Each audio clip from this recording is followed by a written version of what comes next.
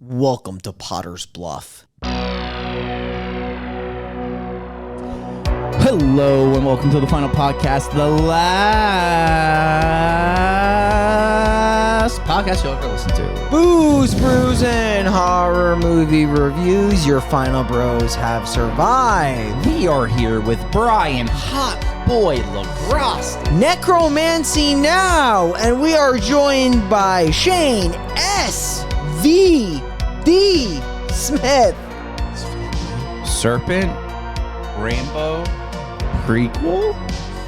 What the? And we are here with Mike the Cannibal Gypsy. Hold on. What did you just say? Serpent? Rainbow, prequel? You know he said SVD, right? I wasn't responding to his comment at all. Oh. And Well, it's because you're rude. we were also, have our producer here, the Matt. Yep.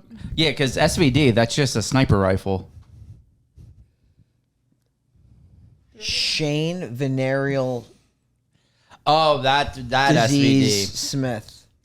I thought we were talking about a different SVD. I am. SVD is in like RVD, but SVD. You see what I'm doing there? Oh, Shane Van Damme.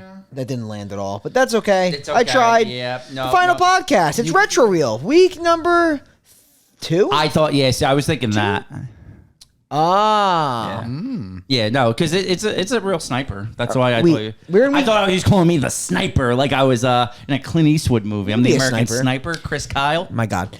We are the in death. week 2 of it. This is week 2 of Retro Reel because last week we did Maniac. That was week 1. This is week 2. Is that correct? Yes. Am I correct? Yes. Yep. Yes. Dead and Buried. Moving along with Retro Reel. A very fun time of the year. best, the All best. 80s. A whole month of it. Good old-fashioned 80s fun. I prefer sequel September, but That's your favorite theme Yeah. month? What's your favorite theme month of the year that we do? certainly not FUF. Mine is sequel September. We had two mainstays every year. Like we do themes. Sometimes it's just like spring them up, but like fucked up February and sequel September are our 2 guaranteed theme months Actually, per year. Cult month Cult month was so great. was fun while we did it. Like Midsummer. Yeah. Yeah. Cabin month was great. I love how you guys love sequel September. It's wonderful. Dislike sequel September, but what? continue to do it. You dislike it? That's strong. Shane, yeah, I could explain why too. Explain 'Cause it. I think it's needed. Because right now It's I'm like angry. required. Yes. Because you watch all these sequels, but usually these sequels are Ass. Fantastic. You see, the thing is, and I think I've been on record saying this, I prefer to watch the bad movies over the good movies. I mean, they're fun sometimes, but man, they're tough to get through. Man, but like when you get a good My Soul to Take, or you get a Bye Bye Man, like the Bye Bye Man was so heat. The Bye Bye Man is heat. It was terrible. I gave it like a 4. Actually, Like, I might even lower. I might give it 2. The sequels are like, the problem is like if you don't get a good sequel, it's really bad because Yeah. not only it's like a reboot of the concept with just worse actors, worst acting, worst directing, and worst kills. With like the original concept kind of sets the tone, and then it's just like you're watching the same movie but much worse. Yes. So already for you, Retro Reel is just that bitch. I like Retro Reel. I would also like if we were to do like a 90s theme. I just like that. I think I like these old movies. Like, don't get me wrong. There's some shit in there for sure. Oh, yeah. You can review some shit, but some of them are fun. They're just like good root in time. What do you think is banging out the best decade? 90s, 80s? The 90s is probably the best decade. Like, I think inarguable from a culture standpoint, like music, movies. It's like maybe fashion was trash in the 90s because I'm now looking back, like 90s was pretty trash when it came to fashion. It's probably the best generation though, like the 90s. Yeah. Yeah. We were heat. Fashion was pretty Straight terrible heat. though. Like I almost yeah. would rather take the 80s fashion over the 90s fashion. It's literally disgusting. It's pretty bad. Like the Jinko jeans and everything is denim. Everything like it's literally ass. We got to bring back denim jackets. Then it's just terrible. Speaking of jackets, we should. Yeah.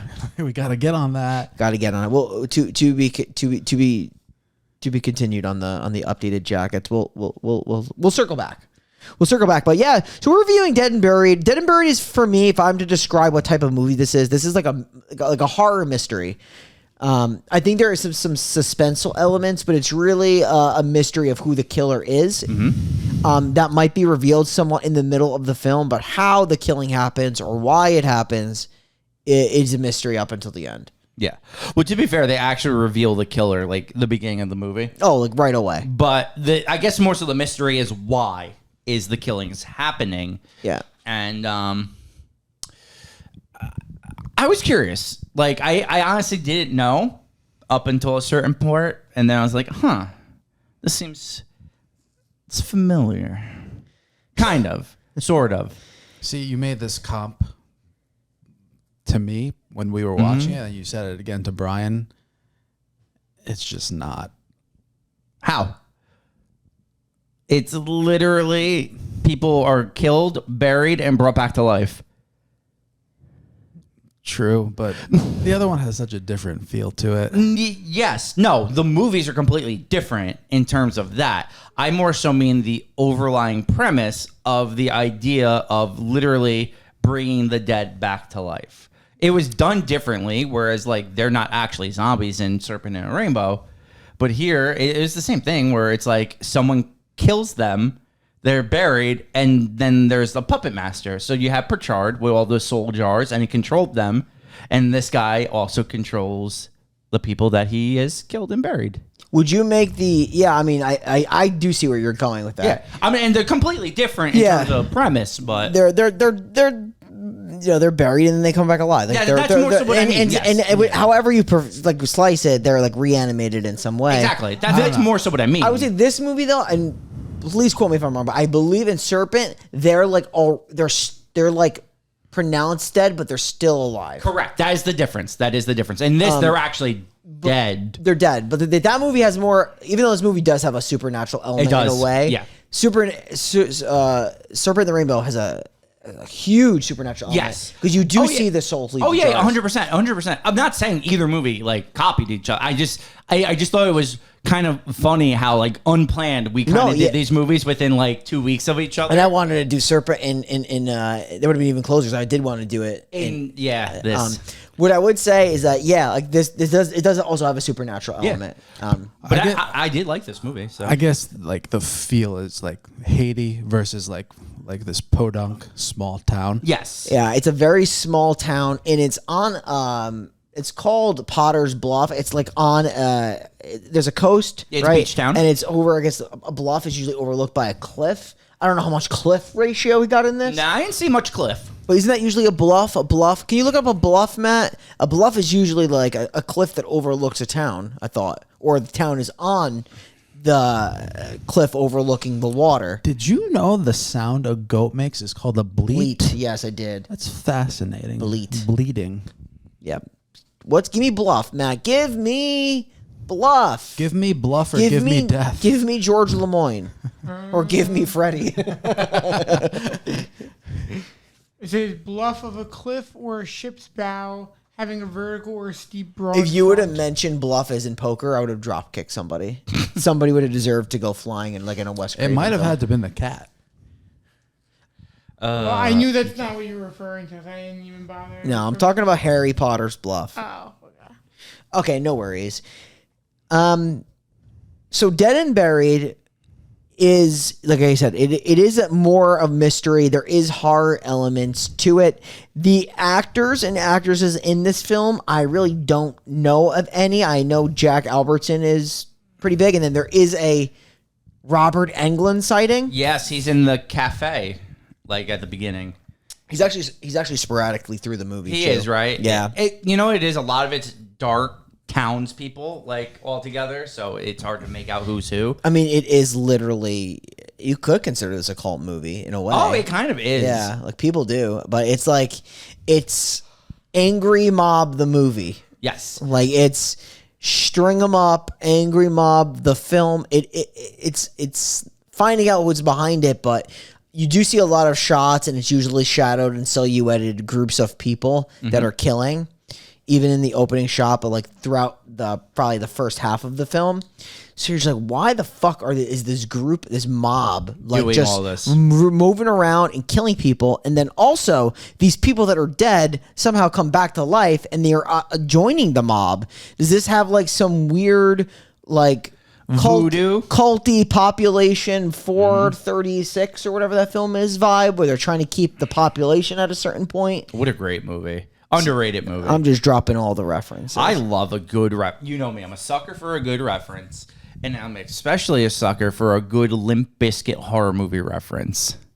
Oh, wow. He's definitely in that one. Yeah, you know what? We still haven't reviewed The Fanatic, directed by Fred Durst himself, That is true. starring John Travolta, and starring Devon Sawa. Oh, my God. Yeah, John that's right. Travolta plays a man with Down syndrome. How does he do in it? Oh, bad. Bad. Oh, we need to watch it. Is that 2010? When is that? I think it's 2010. Matt, look up The Fanatic. Give me a year, please. While you look that up, I'll explain what we do in this show. Yeah, The Final do that, Podcast please. is a weekly horror movie review show where we review a different horror movie each week, and we review it scene by scene, pretty much, giving some sweet color and context to the film with such pinnacle historical accuracy. And then we then give a review and scoring of the movie from 1 to 10. This will be 1 Potter's Bluffs is a piece of shit. The 10 Potter's Bluffs is incredible. And then wrap it up with the best kill of the film. Shane does his eulogy, and that's pretty much the structure of our program. It's a good Yes. program. Now, Matt, 2019. it was that late. Wow. Oh, pool party. Yeah. 2019 Fanatic. Taking a Pelcam. That is crazy. You know what's crazier than John Travolta playing a man with Down syndrome I in have a no idea movie what with you're gonna Devon say here. Sawa, directed by Fred Durst? No clue. It's The Spooky Pit. Whoa, holy shit. Yeah, you didn't see that coming, did you? No, I want to I come. knew it. I get him every time. Okay, Dead and Buried was released in 1981. What the hell is happening in the quiet coastal town of Potter's Bluff? This film was directed by Gary Sherman, stars James Ferrantino, Melody Anderson, Jack Albertson, Dennis Redfield, and Nancy Locke. Okay. Okay. Where do we open up here? We're on the beach, Brian. We're on a We beach. got We got a photographer, huh? professional. A pro photographer. He's a great photographer. He knows how to capture all the angles. Do you think that she goes out of her way to talk to him? Like, I feel Yes. like she tries to go out of her way. Like, he kind of seems disinterested and then gets more and more interested with her interest. She's clearly has motives here. No, her? A blonde girl on the beach? They've never had motives. Shane, she sets him up to get killed. Group raped? Were you going to say group rape? Yeah, rape on the brain, you know? That's great. That's great. We got to lock this man up. Yeah, I mean, so he mentions, like, he's from St. Louis, right? That's what he says. He's from St. Louis. She, on the other hand, obviously makes it sound like she's like from the area. Yes. His name, he says he's Freddie. It's not his real name, but he says he's Freddie. I forgot what she says that her name is. She doesn't even think gives him a name. I don't think, now that I'm thinking about it. But he takes a couple snaps of her. She, obviously wants to take off his shirt and show him her perky tits. Bro, what do you think about his fit here? I think it's wonderful. I fucking love his I strip. was just going to say Brian would wear this outfit. It's 100%. You are right. He's got the scarf. He's got the hat. He's got the yellow turtleneck. No, this has Brian written all over it. I absolutely love that, like, later on when they go to the coffin and you just see this guy's clothes, and I'm like, I wish those clothes were on my body. No, yeah, you guys are on the money. So, like, this whole scene, right, is leading up to you thinking he's going to murder her, right? So, yeah, that was my first inclination. I had no idea what this movie was. Yeah. So, because, like, when he first says he's from St. Louis, I'm like, that's red flag number one. Like, this guy's just going to come in and just start fucking and killing and fucking and killing. Well, because only two good things have ever fucking. come out of St. Louis, Randy Orton and Albert Pujols. So I automatically assumed this man was a deranged serial killer, like most people from St. Louis. Sure. So, like, when we get the plot twist that she is actually really good and proficient at nets and she just starts netting this guy with all the other people. And they're just like, they basically are like, welcome to Potter's Bluff, and they burn him alive. Is that the strongest net you've ever seen? Yeah, dude, it's like carving through his face. Look, can we talk about the net game? But you know, this is my thing about this movie, and it's comical. I do like this roving theme of like the angry mob. I think it's different with these shiny, bright cameras. I think it's so funny. I didn't understand the camera aspect. I could kind of explain it. It's really just a capture for necromancy purposes. Oh, that does make a lot of sense. Just for like beautification purposes. Okay. But they take pictures of everybody they kill, like to get as much detail as possible before the murder takes place. But what they do is they film the murder that takes place, and then in this case, it's this guy's gonna get strapped to a pole tight, and then literally they put like gas on him, and they light a match, and he like erupts. But what I do like about this movie, and I think it's funny and kind of unrealistic, is they always appear like as if out of nowhere. Yes. Like there's a whole town of people trailing a murder. They literally light this guy on fire, and they appear like 20 of them as if out of the bushes. It is almost like a cult. You have one guy coming up with the gas canister, another guy coming up with the camera. Dude, his face in the net is fucking crazy. Welcome to Potter's Bluff. Yeah, like that net is so tight. It is super tight. It might be coiled a few times. I don't know. Yeah, it has he to can't get out of Yeah, it. filming that must have sucked. Yeah, that's death by pole. I'll tell you what though, he lights almost the second the match hits him. Yeah. Here's another thing, like one match. Like usually you fuck up a match or two, one match. Well, you know she's done this before. She's done this before. Clean. Also, the fact that they like frame this death right, because don't they frame it that he like got into a car crash? They literally put him in an upside down car. And the cop's like, although this man was in an upside down car, I really don't see why he's scorched beyond recognition. Two things ain't adding up, Chief. He also is alive. He is alive. He does open his eyes, which is interesting. I was shocked they left him alive, but it makes sense, I guess, for investigative purposes throughout the movie. Yeah. So the detective's name is Jack Lemoyne, right? Jack Lemoyne. And the Dobs is his sergeant's I thought name. his name was Dan. Sorry. Is George, it Dan Lemoyne? George Lemoyne is George Lemoyne. He's the name of the Dan Gillis. Okay. Dobs is the name of his... Dobs is the coroner. And so the detective's name was Dan Gillis? Dan Gillis. Okay. And George Lemoyne is this guy from San Francisco that goes missing. Yes. Okay. You're right. AKA Freddy. Yes. Okay. Trying to get all the characters' names down. Dobs, I actually love Dobs in this movie. Dobbs is great. He's such a good character. Yeah. I love Robert Englund sightings. He's also just like in the town, and like now you see like the overturned car wreck. This is where they're investigating the murder. The cop immediately thinks that the person that was dead was put into the car crash. Yes. Like he doesn't correlate the cause of death. Obviously, he's not a coroner. The coroner's on his way with the incident, but he's like overturned car, dude's burned to a crisp. Right, doesn't add up. If the car wasn't incinerated, He wouldn't be incinerated. why the fuck?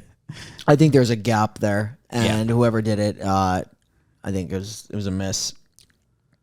Potter's Bluff is such a cool name for a town. Yeah, it is a cool name. But yeah, I mean, leaving that person alive could have been for investigative purposes. Like I said, could have just been honestly just a town-wide screw up. Yeah. But and I think it was. But yeah, so that gives Dan the rope to start investigating and questioning Dobbs, who basically shows up as a fucking rock star. I know. And Dobbs is all about being the biggest and best coroner in the world. He wants his work to be renowned. He talks about his art all the time. Dobbs is suspicious off the get-go, if I'm being honest. Yeah. The way he talks about things. There was another character that actually, I think Mike said, like, pegged it the second she was on screen, was Dan's wife. Oh yeah, she's dude. Literally fucking copy of Truman's Wife from the Truman Show. The way she fucking talks, as if she's talking to an audience. Yeah, like she talks in a way where you're like, she knows so much more than she's letting on. Yeah, she talks like super proper. And I don't know if like the designers that tried to make her a teacher to convey that, but yeah, she's way proper. Yeah, it's like that scene in the Truman Show where he's talking to his wife, and out of nowhere, she starts like advertising like fucking milk or something. Yeah. I got like the same vibe from His wife, his wife. Except without the milk advertisement. But no, yeah, it does make sense. The town seems shady. This is like leads to one of my biggest questions I guess I have in this movie, and something I didn't understand. Maybe I just missed something. So we're a spoiler podcast, so be prepared to be spoiled. That's for sure. Dobs controls the whole town, right? After he kills people, he controls them. Yes. But at the end of the movie, we find out that Dan has already died and been converted. So my question is, why was he rogue this whole movie and not under Dobs' control? Yeah, why was he not like always under Dobs' control? Yes. It's a good question. I guess more or less maybe it's, if you think about it, like Dobs would have the same interactions he would with everybody if he was controlling it. If he had someone that was not being controlled, he has unprogrammed interactions with someone else. And I guess almost to keep it fresh. That's the only thing I can think of from being a major film, like just error. Yes. Because if you're technically God of your creation and you have no interaction, or like you have no one to like, I don't want to say not control. If you have someone that's, even though I would still argue he does have some type of control, by allowing him room to be investigative and creativity, it gives him somewhat of like a something to do. Yeah, Okay. like that makes sense. What I would also share is that he also created, like he did mention that his creations have different, like they have different amount of care, in the sense that he had given her, like she was his first one. Yes. So she was created the strongest, meaning that like she had the most care. She's definitely the most like under his control. Everybody else is also under his control. He sees them regularly. He updates their like it's not really programming because it's technically witchcraft. Yes. But he constantly does work on them, and I guess voodoos them. It's voodoo at the end of the day or some shit. But I think just he had the only opportunity to do him one time, and I don't think he relatively has that care for him. And also, I think it is a little bit of like giving him that wiggle room to say like, I don't want to, if I control the whole town, like it's just me out here and everything is going according to my will. I have no adversary. Okay. Yeah, that actually like answers my question. Like it does actually make sense, because if you're in a, like you said, if you're in a town where you control everyone, like what's the point of it all? Yeah, I mean it's not clear. But that's what I was thinking. Mm-hmm. I don't know if I completely love the idea that he has different levels of Control. care. I was a kid. It is control and care for all of his people. Like for me, like having like the one person be his best creation versus like these other people makes it a little confusing. And like at the end of the day, like he does have like almost the main townspeople under his spell. And we'll tell you about the spell later. But. Yes, we will. But next, so we're doing some investigation, but now there is a boat captain, would you call this, Bri? Yeah, it's a guy that just like, I don't know if he's a boat captain or someone that works on a crew that's just like at the marina where the boats are, and he basically gets fisher hooked. He gets gaffed. Like the gaff kills him. They like slice up his face.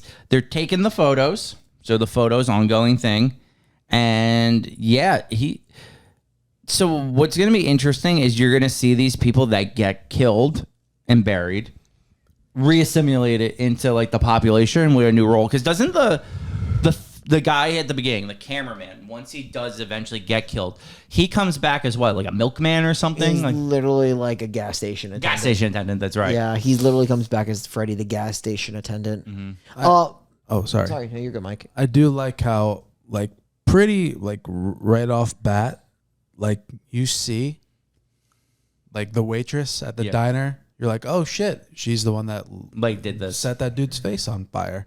Yeah, I mean, like, So you know, like, right away, like, these are some bad townspeople. yeah, Yes. the film makes it very clear, like right out of the get go, like Who's the bad? the townspeople are in on it. You don't know the degree to which people are involved, and it also makes you question the sheriff. But you do early on feel like the sheriff is legit, Yes, just because I of the, always thought that. Did you guys clock Dobs, like, right away? Not right away. he was suspicious though for me, Yeah. just because of the way he talked about his art and how like he has got like this reverence for his art and how he hates how people ruin it and he takes so much time into it and he hates closed caskets.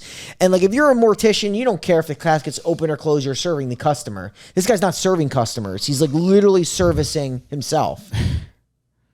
Yeah. No, I mean, to be fair, this whole movie is about him servicing himself and making all these zombies for himself. Do you know what movie reminded me of? Fucking Halloween 3. In a weird way. You know, they controlled all those Yes, people? with the masks and masks. everything and the fucking that block of granite or whatever from the Yeah, and they had like a central control source. system. So it's just kind of like this as well. Interesting. What give me vibes of? I did like this movie actually. Like I thought it was the plot was interesting, and it had me guessing because like you said, yeah, you know it's the townspeople, but I guess you're also left guessing which townspeople know and which townspeople don't know. Yeah, Well, like, when the people show up, like, and they're, like, undead all of a sudden. Yeah. Yeah, that's a nice little... they're undead. Yeah. So like it's like, interesting. Like you know who the. So I do like the shots of them like outside. Like always gang up like outside the windows. Yes. I do like. It's a different kind of mystery because a lot of mysteries are more or less like you know that it's got to be like one person in town or two people in town. This film gives you that it is the townspeople. It's the why, right? It's the why which is it? which is not really for everybody, but it is interesting to see what's behind it. And sometimes there's a rational explanation, sometimes it's supernatural. I feel like this film kind of combined the two. But yeah, there's a couple of parts early on that are interesting. Dobbs talks about the ways in the care and the stuff and elements he does to like put people together. He has conversations because they're investigating this George Lemoyne guy who's still alive in the hospital, hanging by a fucking thread. Yeah, he's not gonna be hanging on for long because Dan's gonna go to the hospital and he's going to try to talk to the photographer, but while he's there, the blonde girl from the beach is actually a nurse, and she stabs. Oh, it's so good. It's so hard to look at. Stabs him directly through the eye with a syringe. Yeah. And kills him. It's like right in the eye, unblinked. Like it's weird. Yeah, so like it is interesting because the way this movie goes and the fact that like all the townspeople are somewhat under control.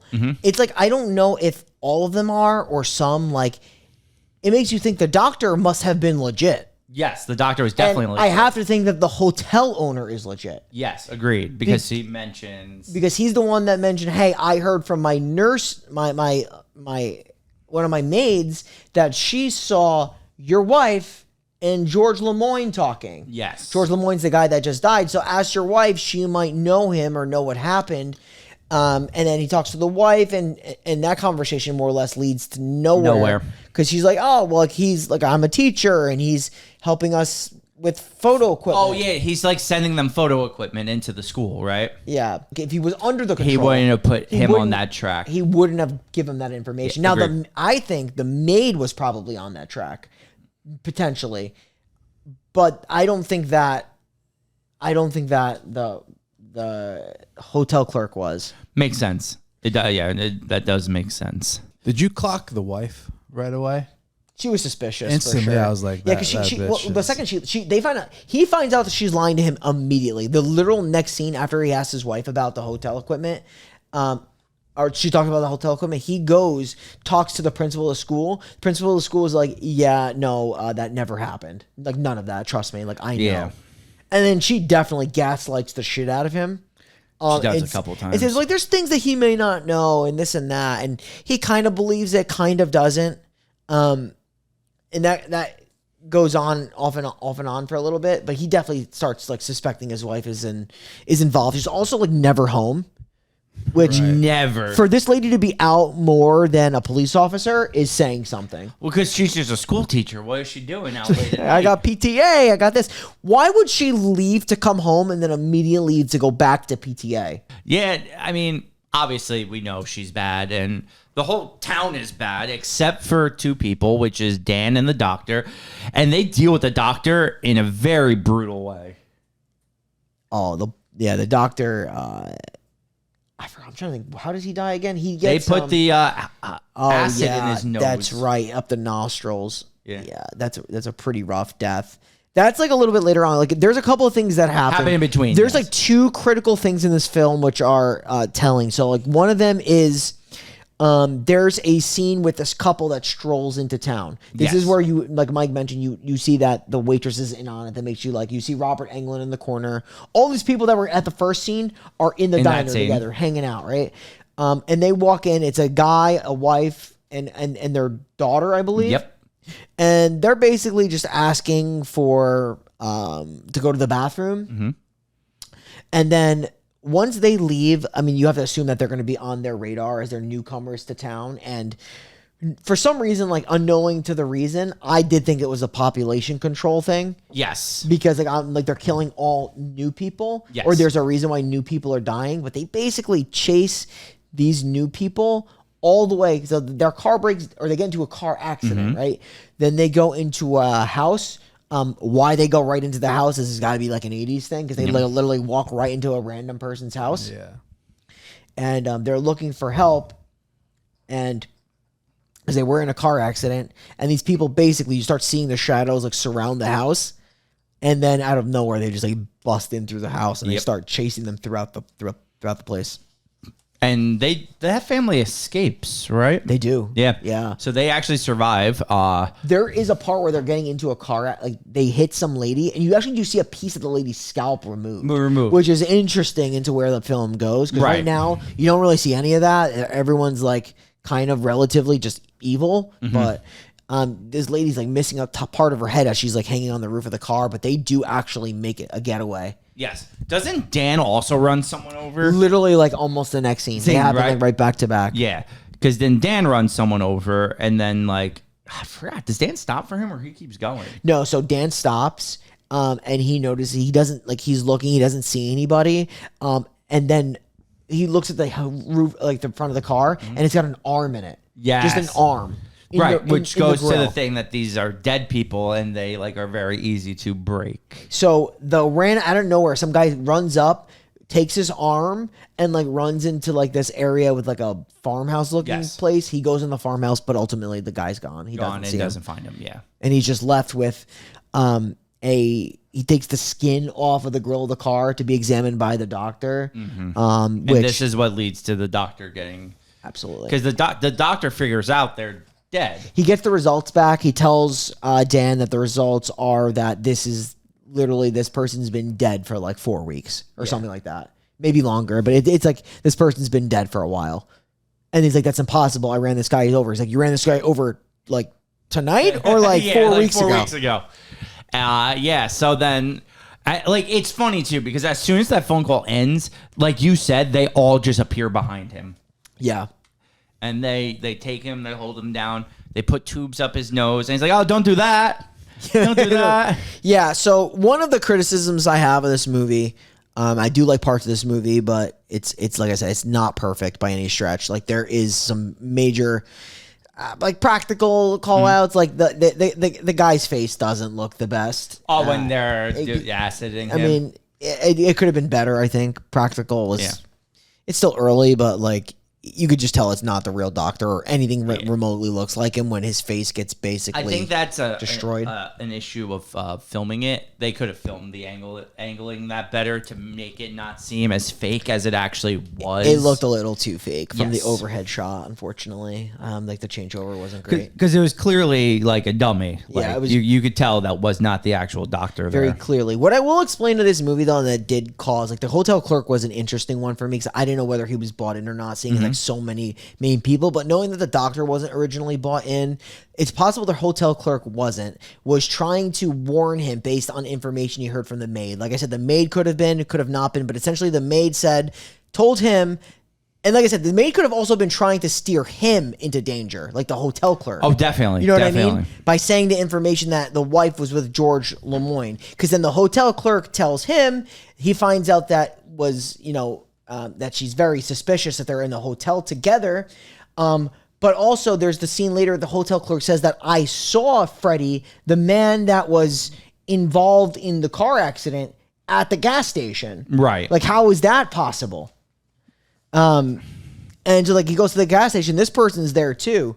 So he's now seeing, and now that he has the information about the arm that's attached to the grill of Yes. the car being 4 weeks older or so, that the reanimation, this is where you find out, like there is people that were dead and are now alive. Right. Obviously, Freddie, George Lemoyne, whatever, he died in the hospital. And then he's back now as the gas station attendant. Yeah. Yeah, I mean, it's a different kind of like 80s story. You didn't get much movies like this. I think it's, for the most part, I think it does a good job of leaving you guessing. Yeah, it's guessing the why, right? Not the who. Exactly. It is. It's a why guess, not a who guess. Yeah. I guess you do kind of wonder who's the ringleader of it all throughout the movie. Do you think it was the wife at one point? Or? I actually thought she was the ringleader. I mean, I would say that she's number 2. Oh, without a doubt. Well, she's his number 1.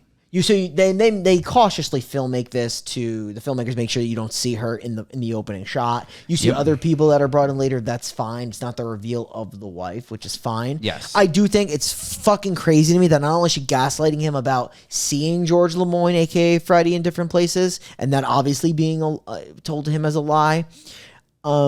He finds witchcraft books in her like cabinets. That's right. That's right.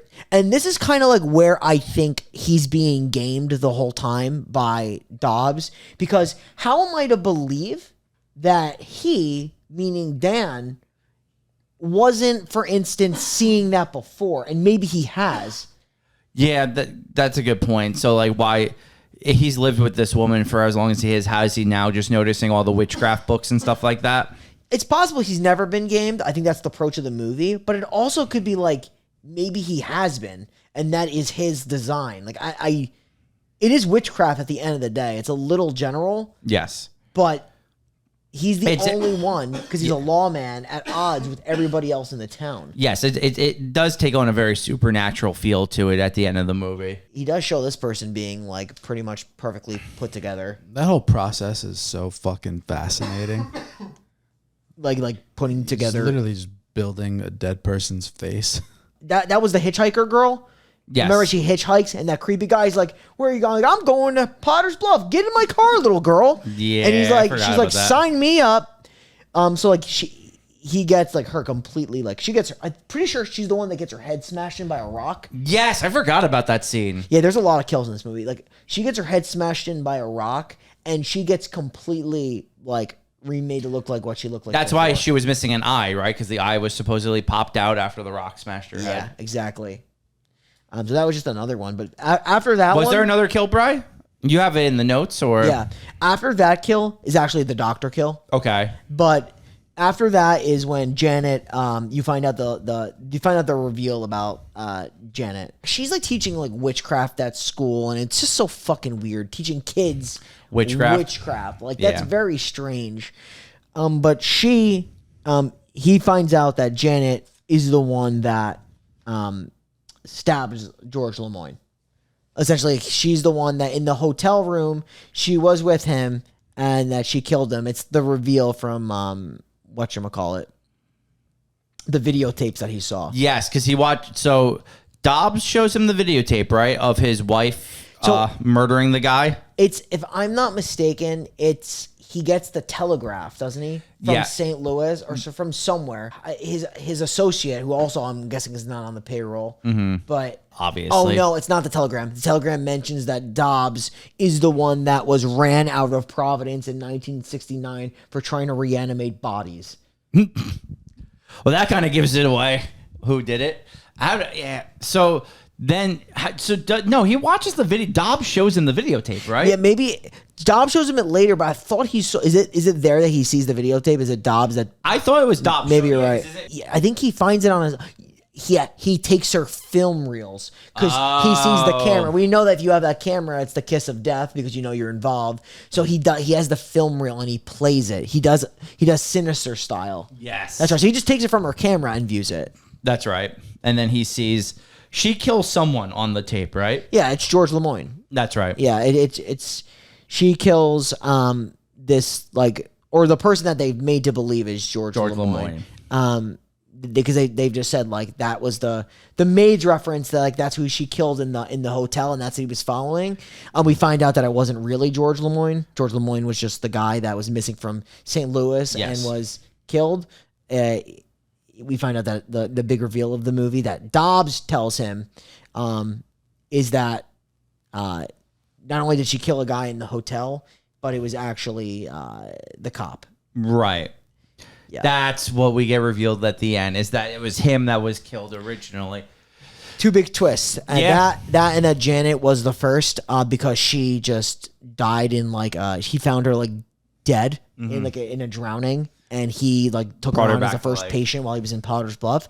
My question was, he made it sound like they were married at the time that he found him. I wonder if they were together or before they were together. It's weird if they were together because then he lets her date the detective Dan. I know. So I would like to think they weren't together. But then again, Dobbs is a weird ass dude. He literally is so weird. He's like, kill me so I can become one of my own children. Yeah, which is so do you think he'd be able to resurrect himself? Yeah. I don't know. He makes it he does say there is I enjoy these little chess games with you. I do have the feeling he's done this before. Yeah, this is just his way of having fun. I do have a feeling he's done this before. It seems like it goes there. Now, what I'm to believe, because if you notice, a lot of these people come back, and towards the end, obviously, because it's an ending reveal, they do start missing things. Yes. I don't know if that's just the realization now for him. Were they always missing something? Is that something because we didn't have the same visibility as Dan does in this situation, but Dan starts noticing they're cracking everywhere, their skin's cracking. Were they always cracking or not? I don't know. Yeah, because her hair just fell out, or her ear. Yeah. You're gonna tell me that he never found that out before? I think it's all part of the game. I think it is part of the game too. Maybe right, when he's being intimate with her. Unless he never has been, because it's all part of the game. That too. That. It's just one of those you can only take what the film kind of gives you. Yeah. It's a very interesting idea that it's interesting because Dobbs is the ringleader, but he uses his own subjects as puppets for his own amusement. And they're not aware. Some of them are aware of it, but some of them aren't aware of it. So it's it's kind of. Yeah, it's weird because you're in on it, but dormant. You're not in on it. Yes. And then there's just Dan, who is just he thinks everything's on the up and up, and he can't believe everything he finds out. On it. Yeah, he's in on it, but confused to make that he's not in on it. Yes. Yeah, so he does turn around. He does shoot Dobbs. Dobbs immediately tries to when he gets shot, I do feel he's trying to make himself 100%. 100%. I don't know how he's able to do that with some witchcraft as on his deathbed, but that's his immediate go-to. Flip knows. That I don't know. I do love the reveal that the wife is the one who killed Dan. That's so well done. Yeah, so Dan, after he shoots Dobbs, he leaves. Doesn't he bury Janet? Yes. That's what I remember. I remember him going to bury Janet. He has the cadavers on himself. Yeah. The very last part of the movie is that reveal that he was the one that was killed in the hotel. And not George Lemoyne that they made him out to believe in. And that's pretty much the end. The whole town is there, like coming in on him and laying like the flowers to his Janet to rest. And everybody's cracked and shit. And that's they're all like decaying and that is dead and buried. I would say some of these people are dead and unburied. I mean, for me, like, there's a lot of people that come to this town. So I believe like they're either increasing the numbers or just killing them. Because like if you think about it, everybody that comes to this town that's new is technically becoming a part of the town. Yeah, isn't that the guy in the back? Well, that's Robert Englund, but the guy in the back, is that the fisherman or no? Oh yeah, it might be. Yeah, that's him. That is him, right? So yeah, everyone has come back. So, I mean, the idea, I guess, is that if you get in the town and the town kills you, you are just assimilated into the town in some shape or form. Right? And they just form That's normally. the only way the town grows because there's no like reproducing. You right? can't because you're all dead. Yeah. So you have to, They have this guy, the doper. That's right. I do like how he was shooting up. He was shooting up with like fucking. It wasn't normal. Like it was. Wasn't he doing it with the mortuary cream or whatever? Yes, he was. Yeah. It's so funny. Well, it makes sense now that like. Yeah. Yeah, everyone is cracked, like you said, Bri. Every face has a crack in it. Yeah, like to me, like that's the like another struggle I have though, because like, you're seeing it from the perspective of Dan. Is it the realization that lets him see this? Is it not? Who knows? Were they always like that? Yeah. So like when they crack, do they just form new skin, or do they just continue to crack until they? Correct. I think if I'm to be taking this correctly, they're gonna always crack until they get a little bit more dosing of the voodoo. Because isn't it like they're dead, so he has to constantly like touch them up. I think because remember he says he regularly touches Janet up.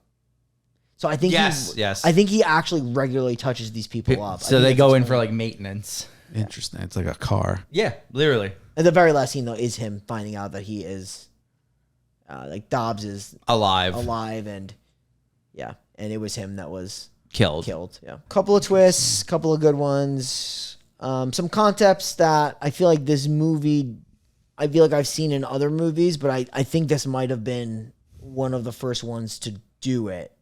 Because like I said, I think Halloween 3 is a similar concept with like, I even see concepts of this like in like Doctor Who, but like Doctor Who might have most likely was before this. Speaking of Halloween 3, Tom Atkins, we're going to be seeing him soon. Yeah, we will. We'll mention the movie in a bit. Yeah, we'll be seeing him real soon. Oh, yeah. Once he realizes he's decaying. So maybe he just didn't see the decay because that's what he was programmed to. Yeah, I do think it's like a source of your... I'm starting to think that. Yeah. But he does mention he touches people up, so I think he does regularly touch them up. Because Dan needs a touch up because his fingers were looking necrotic. Dan's fucking fucked. Am I to believe that he just all of a sudden goes necrotic? Yeah, I ain't buying that. I ain't buying you that. You banging shit. him? Banging the dead? No. Necro? No. You banging dead? The blonde girl. When she's dead though. But she looks alive. But she's hella dead. So like her down there, that's like all fucked up. I don't know. She's dead. So I got to take a chance on that? You're gambling. I'm taking a gamble. He's gambling. He's a gambling man. For sure. All right, we're done with this. Yeah, hell yeah, dude. I'm giving this review a... I'm going to give it a 6. 6 out of 10. Sorry. It's moving. You didn't like my blowing? No, it was a good like pre-ponder, like a pondering blow. It was a pondering blow. Because you were like, oh, what should I give the movie? You see, you got it. 6 out of 10. I liked it actually. I like the Detective Dan. I like Dobs. I like the. I'm trying to think how to say this. I like that it's a mystery of not a who done it, but a why done it. Right? How about a why have you? There's also like a who done it too. Because there has to be like a ringleader, but I wanted to know more about the why than the who. You know? Yeah, it's like a why have you? Yeah, like who are you? Who? I really wanna who? Yeah, like you get like that, but with more why. All right, 6 out of 10. You go, bud. You got this. If you don't give it a 6 out of 10, I'm gonna kill you. Let's see. What's a good number? This is crazy. This is actually crazy. Yeah, I'm leaving you here. The movie is a 6. I don't like giving the same numbers as you. But yeah, it's a 6. It was good. It was interesting, sort of different. I like the concept of town versus man. I do like the early reveal of like, oh shit, the waitress is a fucking murderer, and you start I like the early reveal of like the whole town's in on it. I like Dobs. He's a good character. I like Dan. He's a good character. Yeah, some good twists at the end as well. Could you not fucking do that when I'm talking about my review? Crazy. Fucking. Ooh, that's hot. That's nasty so. word. All right, you know what? I just to be different because fucking can't stand you. I'm giving the movie a 7 now. Just Bump it up. Yeah, just this movie literally got Shane's a fucking piece of trash bump. Come on. Is that the gooch noise? Oh, that was a. Remember when the He goes up the slide. Oh. Brian, rating? Oh, is Mike done? Yeah, I'm tired of hearing him speak. Yeah. Yeah. So this is my second time watching it, and I really liked it. I think the first time I watched it, because it was a mystery, I liked it a lot more. Okay. I think it's probably because I know what happened to some degree. I think there's still some things that I'm still pondering over because, there is a little bit openness to it. I like this movie a lot. I'm going to go high. I'm going to give it an 8. Oh, okay. A low 8. But I do really like the film. However, like I said, I think there's some practical gaffes that are seen in the movie. I think the story is really good. Like Mike said, the twists are really strong. The characters are really good. I love a good mystery. Who doesn't? But I really like that genre. It's a really original movie, to my knowledge. A lot of movies have used this idea. There's also some cool lore I could share that I just recently found out about Dead and Buried in the UK.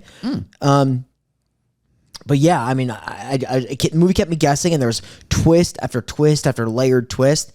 But not perfect. Still super open. Makes you really have to question things because you're never really given a clear-cut answer on some of the things that, like the control element, or like how much necromancy, or even like there's a room to give this movie it's witchcraft, so at the end of the day he could do whatever he wants.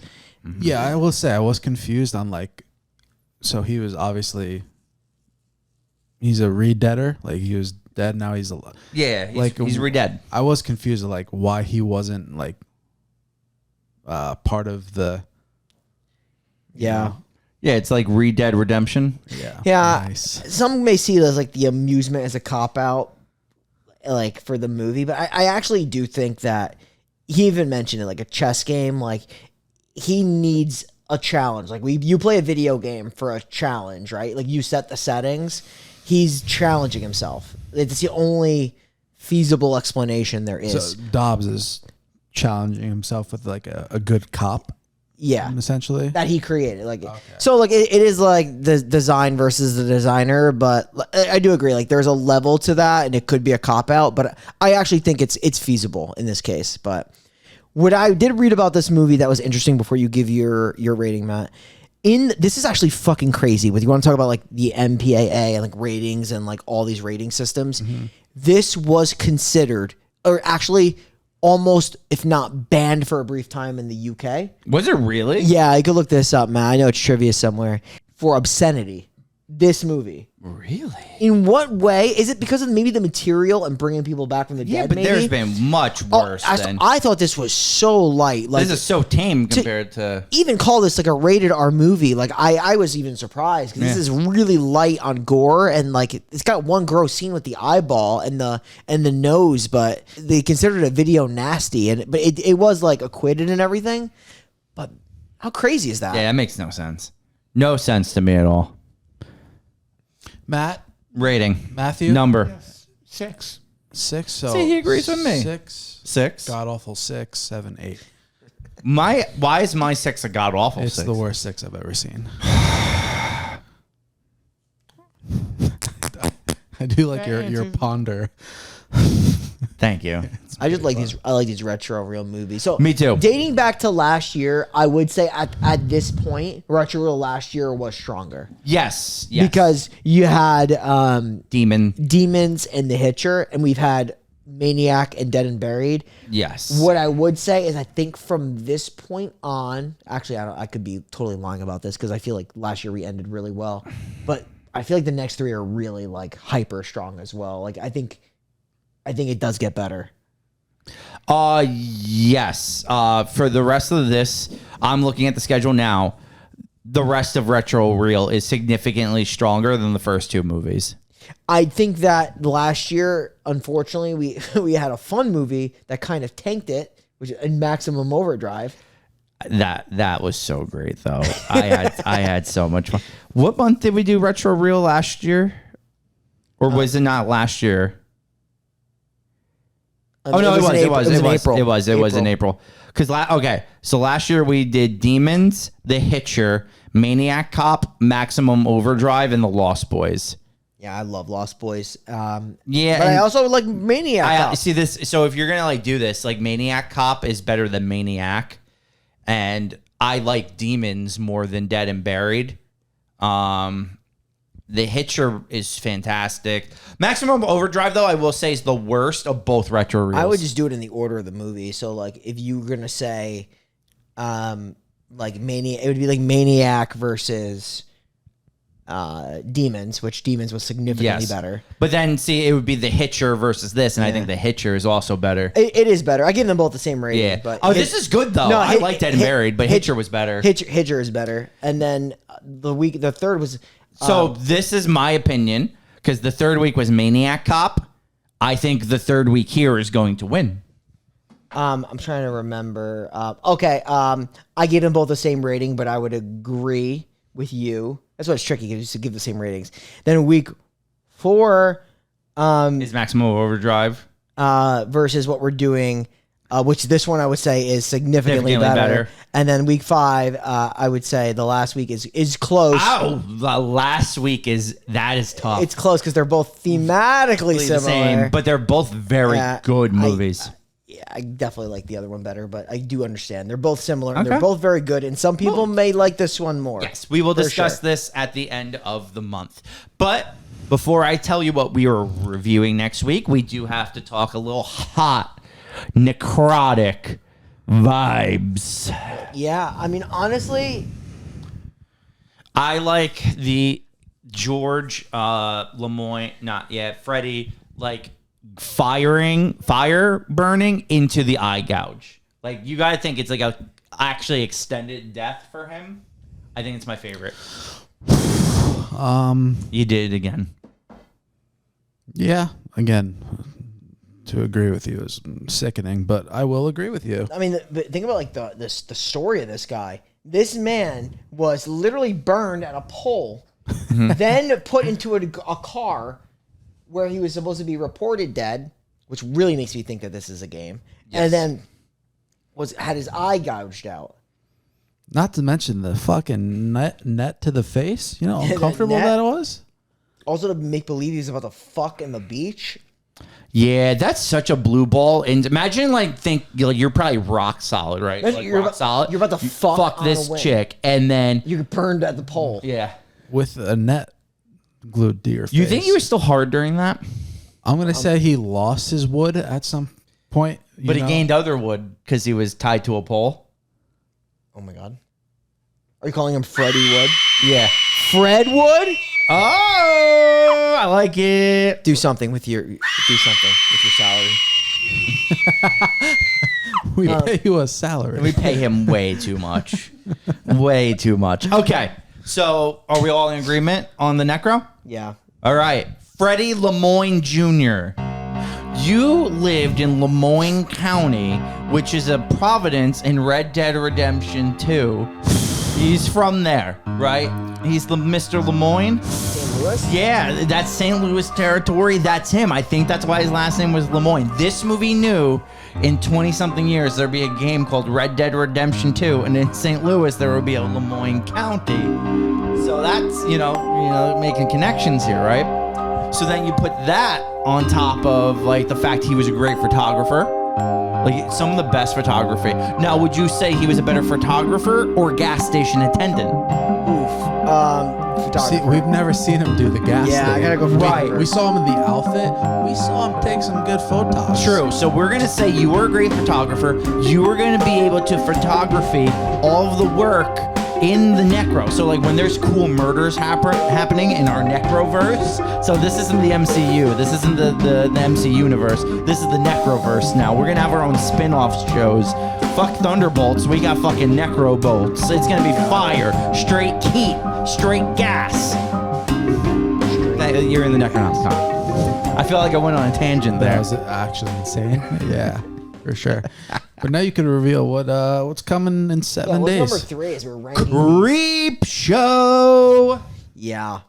Yeah. George A. Romero, guys. Hell yeah. We're back. You like Stephen King as grass? You like Tom Atkins? You like grass all over your fucking house? You like Stephen King stars as grass. you like Ted Danson? You like Ted Danson in sand? Yeah.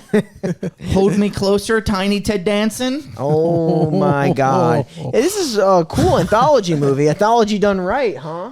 Yeah, it's almost like, the Hood of Horror.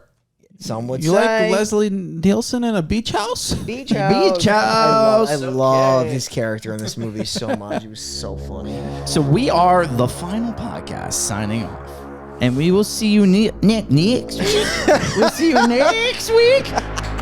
To be fair, I was getting into character. As a witch? No, because I was going to say, we're the final podcast signing off. And we will see you next week for Meteor Shit.